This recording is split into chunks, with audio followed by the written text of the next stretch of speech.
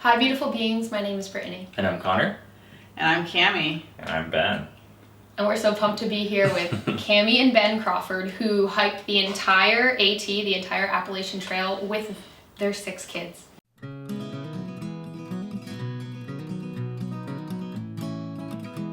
Yeah, it's the largest family to ever hike the AT, right? I think so. Yeah. It's pretty amazing. And the range of ages of your kids were...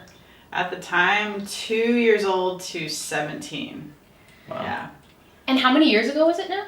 About 3 years ago. Yeah. 3.5 when we started. And we didn't set out to do this, but it was at the time it was also the youngest female to have ever hiked. Oh, it. really? Oh, Yeah, So, she was 7. Felia was 7 at that Yeah. time. Wow. That's a lot of records at once. Yeah. Yeah. I guess so. Which that one was broken the next year, but someone said that the largest family will probably be there for a little while. Wow. Wow. It takes people a while to have kids. Yeah. They're like, I'm going to break that record. We're going to start having kids now. Yeah. And then they wrote a book about it. So actually, this book we want to let you know about now, and you can use the discount code CB30 and get 30% off. The book's amazing. We'll also link a long sort of documentary style YouTube video they did, which is about an hour long. Yeah. And Connor and I watched it. It's incredible, and just like pieces together clips from their entire journey.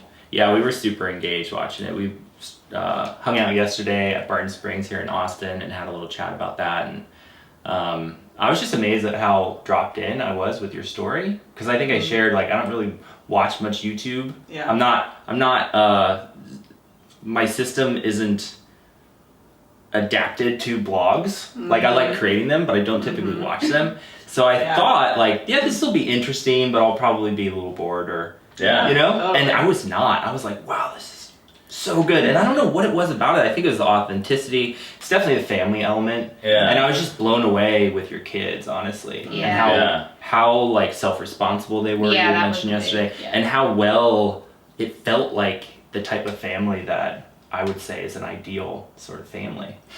Well, it's like we made it like it's a movie, and I think one of the things that people say is really engaging about our story on the trail was, and specifically in the movie we made, it's the kids narrating most of it.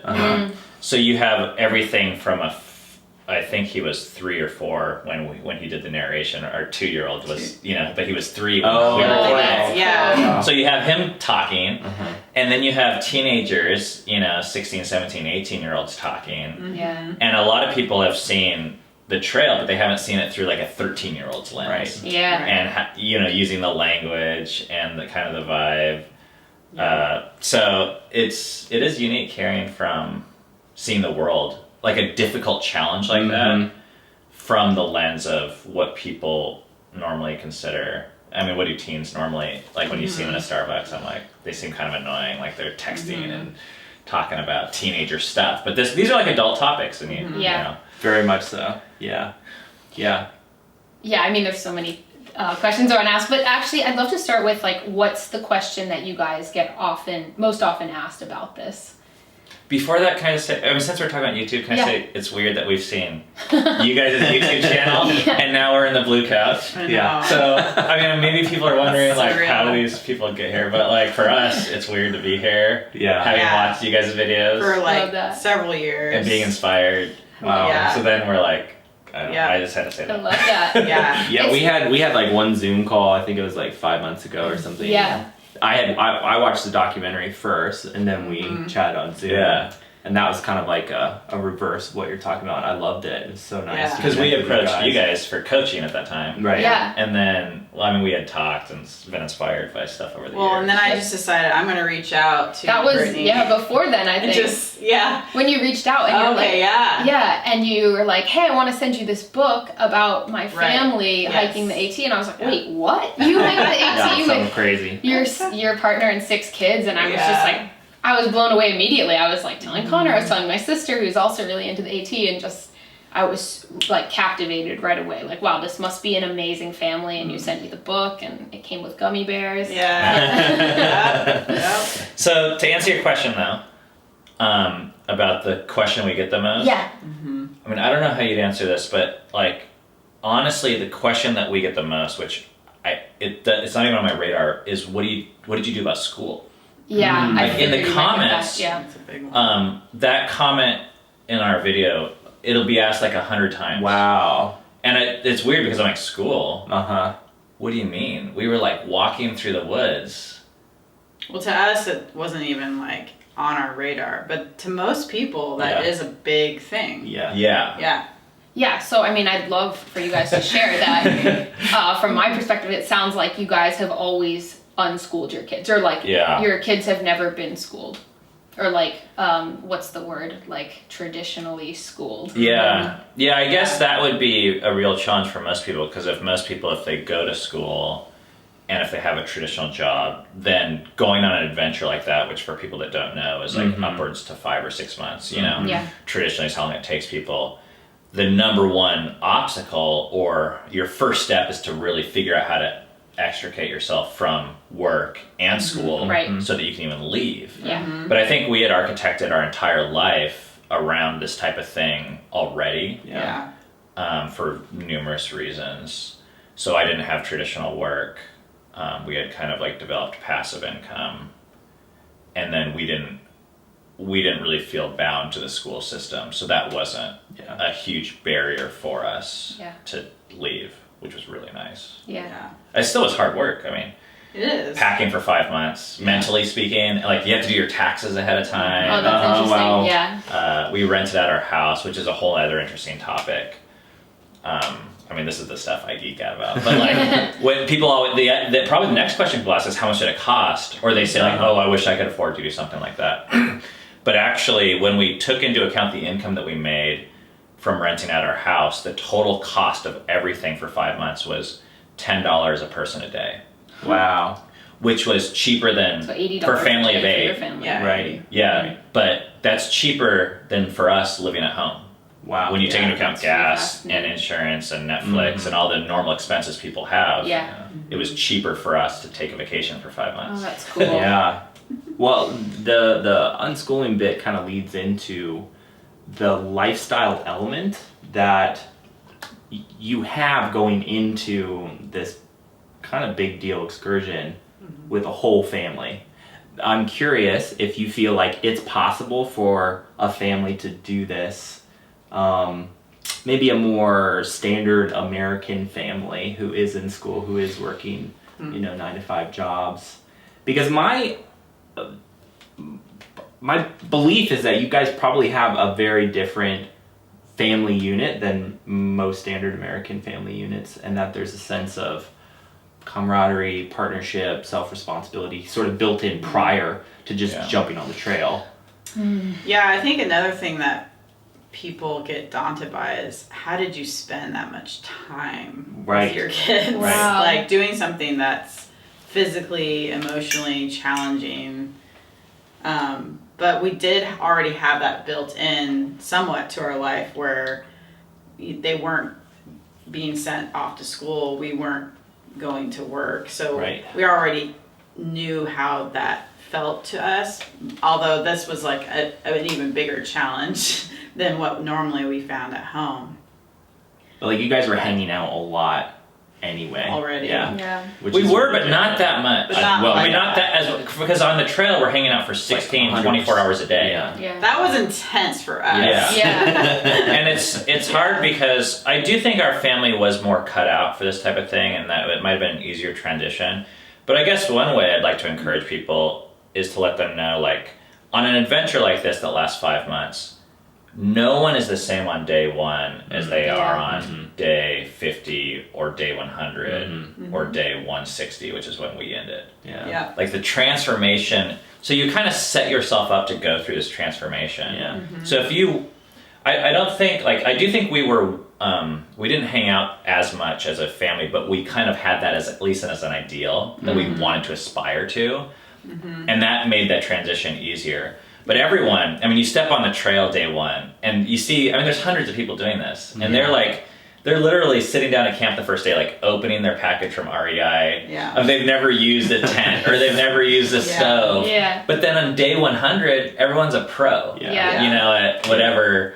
So even with the family dynamics, we started off, it was not, like the first 2 weeks we went through so much. Like, I remember. Yeah, because at home, our kids are at home with us, but we have like 10 different rooms like in our house that people can go to, and devices, like we do that kind of thing on computers. And so the trail was like really intense for us to, like, not only are we with each other, but we like you and I are feeling like we need to like encourage and push and coach like 24/7 almost. Wow. Yeah. That was intense. It was really intense. And I remember in the beginning, like we arrived at camp and it was cold, and I tried to cook and set up the tent and do all these things, like the things like parents would do. Yeah. And it's too much. Yeah. So we had to like, really for survival, we had to like let go. Yeah. Which is a great and ask parenting our thing. kids anyways. like, hey, can you step up and do this? And they did. Like Wow. they So it was an really did. evolution. Yeah. Those were the pieces that really stuck out to me. Like when you were doing your shopping in town and the older kids were all like buying their own food, that was really impactful for me. And then when like part of the way through the trail, the older kids also started helping carry Rainier, who I think that part's super fascinating, is like, how was it carrying a 2-year-old in addition to like your packs and everything, and how was it for him and the family? Yeah, I mean, that was huge, and maybe you can speak to that because you carried him for the first 8 days, and it was like hard. Yeah. How much was the pack again with him? 44 pounds. Yeah. So I was super slow. And then after 8 days, we were in a hotel, and you decided, I think I need to take him. And I was like, yeah, I think you do need to take him. And then you did it for 2.5 I feel like months. 500 miles. Yeah, a long time. So long. So crazy to say it like that. Oh my huh? God. Yeah, so long that your leg was going numb. Well, I lost there about was 30 pounds in about 3 serious- weeks. Yeah. Wow. And like, not on purpose. Right. Like, I was Yeah. just hemorrhaging weight Yeah. and Yeah. calories. And we were always behind the other kids. And so, do you want to tell the story of... Yeah, but I'm thinking, okay, this is 44 pounds. Yeah. I'm the dad. I need to do Right. this. And like, this is the only way we're going to finish the AT, so I just got to... And it was miserable. Like I said, I'm losing weight. You're having to rest like every like 10, 15, 20 minutes. Yeah, I would lay Yeah, it down was- and set an alarm for 7 minutes so that I could sleep for about 5. And I'd like fall asleep in about a minute. And just because it was so much, it was so brutal. Wow. And we're in Shenandoah National Park in Virginia. We're going slow, and my kids were like, "What's taking so long?" And I was like, "I'm carrying your brother. Like, if you like stop complaining, if you think it's so easy, why don't you try it?" And it was just one of the things you say to put kids in their place. And my daughter was 16, and she was like, "Fine, I'll do it." And I was like, "Fine, do it," you know? Kind of been like, "Screw you, like, you'll see." Yeah. And she put them on, and she was like, She's and she like disappeared, and I didn't see her for like 3 miles. Yeah. But she's like me, so she might have been like a little stubborn and be like, "I'm gonna suffer, but I'm not gonna show anyone." And I'm just gonna. But either way, I didn't care. I like was enjoying, and that night I just sat in my tent and I cried, and I was like, "Oh my gosh, what if my kids can help and do this, but the reason why they're not is because I wasn't willing to let them." Or ask for help. Yeah. So then from then on, for the next like 1,500 miles, we switched every 30 minutes with 4 of us. And you could have them for 30 minutes, you kind of made it a sprint, and that's really what, it changed our mileage by like 20% a day. Wow. Yeah, so how many miles were you averaging a day? Or like how many miles were you doing towards the beginning, and then how many by the end? Because I think you said your average was like 13. Yeah. At the beginning, it was like 6 to 8. And it was so hard to do 6 or 8 miles. We would arrive at camp just destroyed. Wasted, And we're like, it was so depressing because like we had to do something like 14 a day, and we're like, we'll never finish this trail. And then by the end, I remember our biggest day, we did 23 miles. Whoa. Like in Pennsylvania, rocks and hills. Wow. That's like a marathon with carrying packs. Yeah. And it didn't feel like that big of a deal. Like, Just, like, by that time. conditioned. Well, we had Red Robin at the end of that That's day, true. so that really helped motivate us. Red do you Robin want was to share burgers. with that? Oh, Just okay. like Gotcha. burgers and fries. Gotcha. Good food, at Yeah. least to us on the trail. Oh, Yeah. you can eat fries. Oh. Yeah. Well, compared to some of the gas station food you had Oh, to buy yeah. before you guys were talking It was about, way better. I'm sure some hot food was That pretty wasn't amazing. stale. It was Yeah. so Right, it wasn't nice. stale. Sitting there. Yeah, but at the end, we're doing 20 miles a day, and it Yeah. was just, I mean, and everyone. You see Yeah. people that are large and small and people that aren't physically fit start the trail, but if they stick with it, I bet. Well, the there's a trail huge trains your change. body and it trains your mind. Yeah. Like after doing it for that long. Wow. Yeah. so it was cool with watching all of us go through that transformation. Yeah. Yeah. Like if you look at the before and after pictures of our Yeah. whole family, it's Yeah. Yeah. So, like, to go back to, I think I'm still fascinated by how, or interested in how, like, what you guys needed to do raising your kids to be able to have that experience in a functional and what I perceived as a very helpful and bonding way. I'm sure you had, some times, but overall it sounds like it was very good for the family. And to me, a big piece of that is the self-responsibility piece and the bonds that your kids had going into it. I imagine both those things grew a lot, but like, how is your setup as a family unit different than most people's to be able to provide that level of self-responsibility and family connection And trust, safety, and like enjoyment? I mean, your kids seem to genuinely enjoy each other. Yeah, that's a great question. And I guess, what I've seen, because our family did, we hiked a little bit before this. So when I say a little bit, it was still like 100 miles, but compared to this, we had never done anything like this size. So we had been outdoors as a family.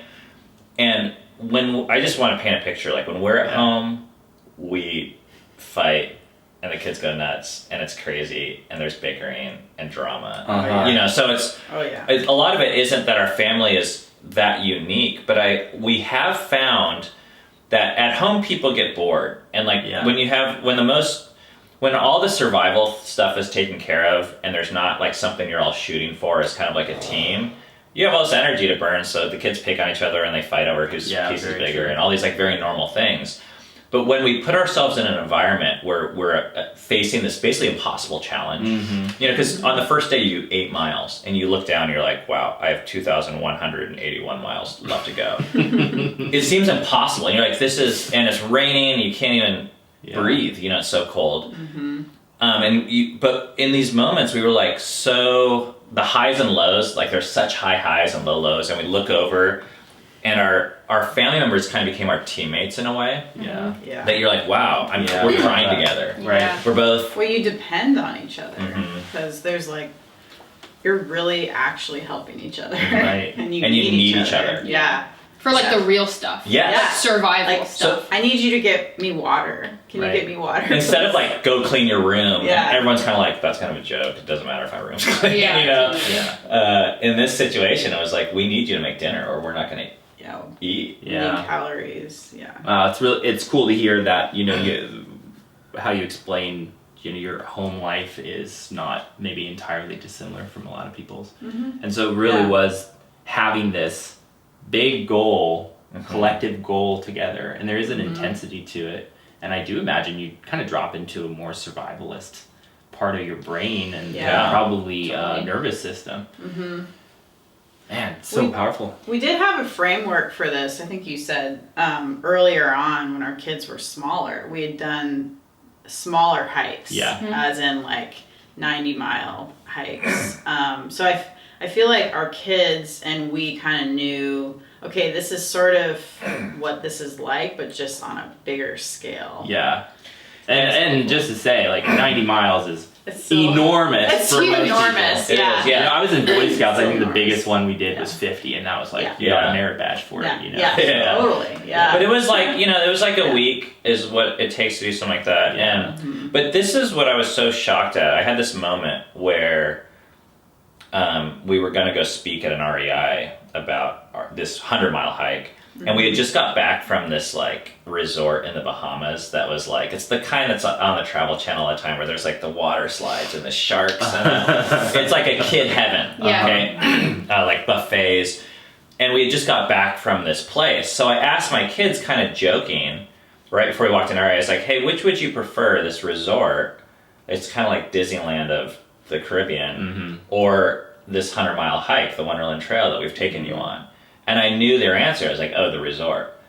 But I was wrong. All of them said, even like our 5-year-old said that they preferred the hike. And it really confused me because I was like, I thought I had kids figured out, like, oh, we'll drag you on the hike, but you all want to do the easy. Like the hike is like good for you, but it's like work. Yeah, I you gotta do it. got a lot of satisfaction in completing something like that. Yeah, and Sure. from that point, my mindset kind of shifted, and I realized, oh, I don't think we understand kids. Like, I thought kids are a certain way and adults are a certain way, but that's when I was like, I realized we had never given our kids that type of opportunity to enjoy that type of long-term gratification and that hard work.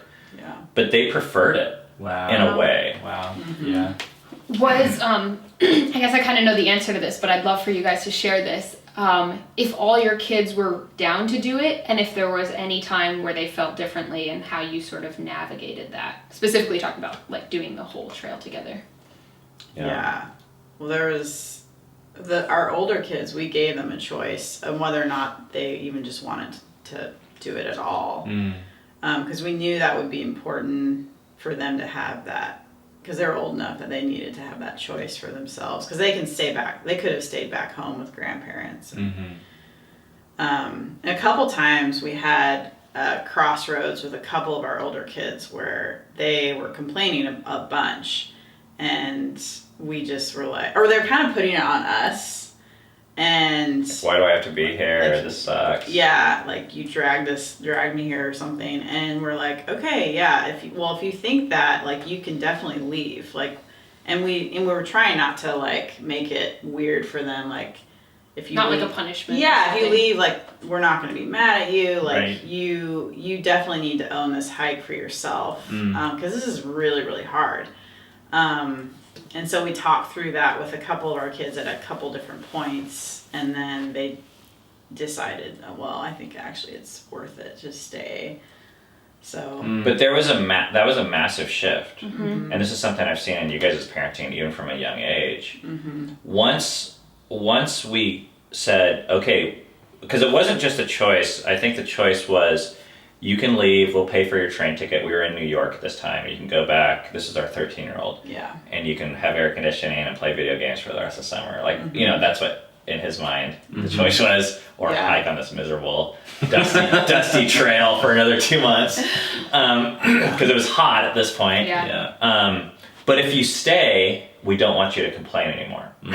You know, because there was a lot of like kind of blaming, and it's like, why do I Or have to it's be? like, you can complain in the sense of like, we complain, like, Like as a oh, it's team? hot. Yeah, it's hard. It's hot. Like, I'm Maybe having a hard blame is what I'm time. looking It's for. probably more like, can you own your experience? We'll say then this Yeah. is your choice that you made to be here. Right.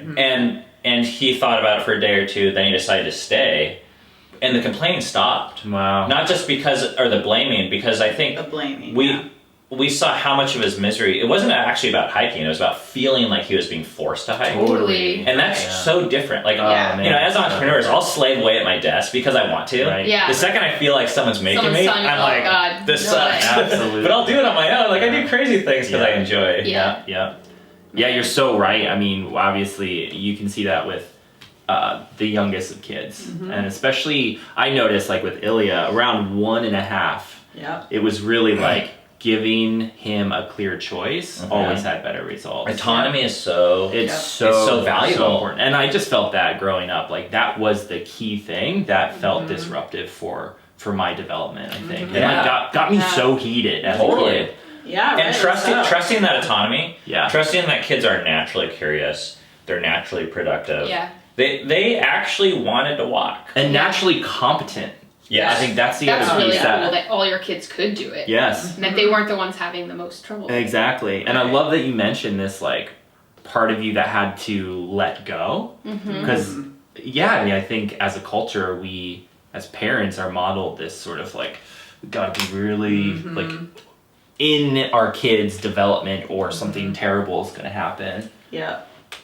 Yeah. Yep. And most of the key moments of the trail were about letting go. And the results that happened were kind of like mind blowing and not what we expected at all. Because there was just like numerous points where it was like, I mean, I remember when we got off to do the marathon. Like, that was the kids' Yeah, choice. by the way, you guys decided to take a break to do the marathon, which must have, like, to fly somewhere else, do this marathon you did every year. Yeah. And then go back to the trail, and that must have changed the average amount of miles you had to do when per we day. decided to do it, Yeah. it kind of was, I thought it was saying that we wouldn't complete the trail. Oh, really? I thought we were sacrificing the trail. So, but it was a big decision, but the kids wanted, for them it was kind of nostalgic to go home and run this marathon. Yeah. Mm-hmm. So we were like, well, we decided Because we had as done a group. it a lot in the past years. Yeah. So it was kind of an event we looked forward to.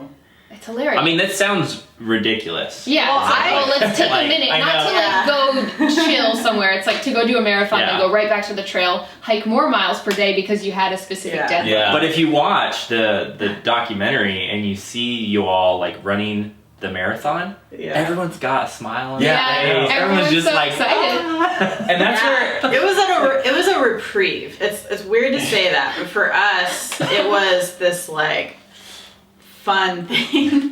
well, and that Almost restful. I think that could not be when we're actually running. it but- could be confusing for people because our family, I guess, had run marathons historically for fun already. Yeah. Like we never You had saw that it as a set up. competitive thing. Yeah, I mean, like we even take our time. Like we don't. Yeah. to go back to the story of our first competitive. marathon, my son and I, when he was 8, we ran our first marathon, and the older kids, they watched us cross the finish line. They watched everyone clap, and then they saw that we got medals and pizza. So they're like, sweet, marathons are awesome. Yeah. You get medals and pizza and people clap. So then they said, can we run Yeah. the next marathon? And they were like, sure, you can run. And now up to this point where you said your 8-year-old, when she was 8, she ran an ultra marathon with you guys, right? Yeah. Mm-hmm. Yeah. So how many miles did she do in 24 hours? 40 miles. That's just Wow. incredible. And that was just totally on her own pace. Yeah. And once again, I guess the thing that I am drawing between the parallels of these two stories is all we did was we ran and we invited our kids to do it. We showed them it's possible. Yeah. I love that Like so we much. found so many negative results from forcing kids. Like if you say run, Right. they're gonna hate it no matter what. Totally. Like Even if they we like force both them. parts of it. Yeah. Even where kids naturally like running, Yeah. it almost beats it out of them to say do it. Totally. Yeah. But when you do it and you have a pizza or invite them, Make it fun. Somehow. or even if you say you're not like, because I feel like with our 5-year-old now we're like, no, you can't run. He like wants to do it all the more, you know. He's like, no, why can't I run? Yeah. This would be more work for me to take you on my run. There's another piece I feel to this whole thing too, which is like in that whole equation in like giving kids the choice and the autonomy, then when they choose, like letting them have their experience, not having like an I told you so moment that takes away that autonomy or that like choice of freedom, that sense of freedom. Yeah. No, the I told you so implies that we know what's better for them than they do. Yeah. And that's a really hard thing to say to any human, even just because they're smaller. I don't know if it gives us the right to do it. You don't know their internal space like they do. Like they actually know what's going on. Yeah. Yeah, not many people like I think are aware or appreciate that aspect. Yeah, and there's so many ways to do it. Like there's not just the verbal I told you so, there's the like, you know, they came to their decision and you're like, oh yeah, good. That may instead of just there's a lot of nonverbal stuff. That energetic stuff instead of just being like, that's great, like I support you. You know, I can't see the big thing with my kids I've realized is I can't see what they see, and I can't feel what they feel, and what you see and what you feel dictates all your decisions. Yes. Yeah. And it becomes like that's really important. And I used to think, oh, I know what's best for my kids, and I maybe even if you're right, I don't know if you are. Well, no, either way, it's like the most beneficial thing is to learn by your experience. And there's definitely times like this is something we talked about recently between creating safety and creating autonomous choice. Because there's moments where you're like, they really want to do something. You're like, you really can't do that thing. Yeah. But the more you can pull back, I think, and really allow them to express themselves and feel their own feelings and have their own experience. I think the healthier they're going to develop. And it's so much more powerful if they conclude that they can't do it. Exactly. And, if they try it and fall down and they're like, oh, I can't. Instead of, if I impose it externally. Or that we try to stop a fall. Like it's okay to fall. Totally. That's probably one of the most Absolutely. important ways that we learn. And start again. If you want. Start again. Well, and that's what's cool about, we didn't know when we started on day 1 through 3 seasons and 14 states if we would finish the trail. I think you'd have to be completely an egomaniac to assume confidently that we can do this. I mean, what is the success rate? Or for people who set out to do I feel like, I wrote these stats in the book, so I forget, but I feel like it's maybe like 20% of people that start it, finish it. And that's a single person. Right. That's a single person. Of course. Wow. So so we didn't know if we would, but it's crazy now that just by giving our family the opportunity to try and fail it, that my kids, now they don't know that it's not possible. Yeah. Like you look at my, she's 9, 10 now, but if you say, oh, did you know you can walk 2,000 miles? She's like, yeah, of course I know. You can. And I'm like, oh, wow.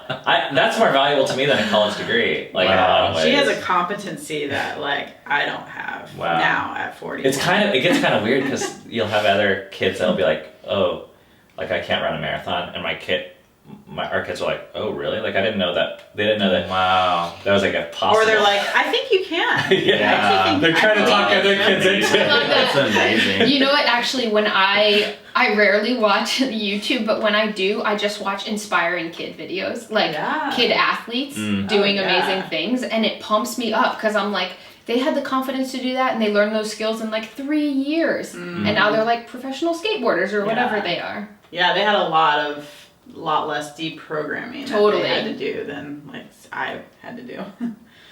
Yeah. Wow. Oh. I mean, well, again, I think the documentary is so worth watching. And this book. The book, again, the link's in the It's description. called 2,000 Miles Together, and the 2,000 is in candy. Yeah, trail Your mix fuel. candy. And obviously with the documentary you'll get on your guys' YouTube channel too. Do you guys just have one YouTube channel or do you have multiple ones? Or? We have one primary one that we use. I mean, Anything else you want to plug while you're here? No, I mean the book is available on Amazon and stuff like that. And if and for your viewers, we have like a special offer if they want to buy it from our website, which is what we say 30% off. Yeah. So it's cheaper than Amazon, and you're supporting us. And the code, CB30. if you want to get 30% off. Yeah. Yeah. And Awesome. the website, you'll hook it up down below. Yeah, it's in the works. box. Yeah, Okay. sweet. Amazing. Thank you guys so and much. it's great to be Yeah, on thank you. the blue Blue couch. couch. It's cozy, right? Yeah. It Yeah. feels like an honor to be here. I love it. Awesome. So, Thank you. Thanks, guys. Yeah. Yeah.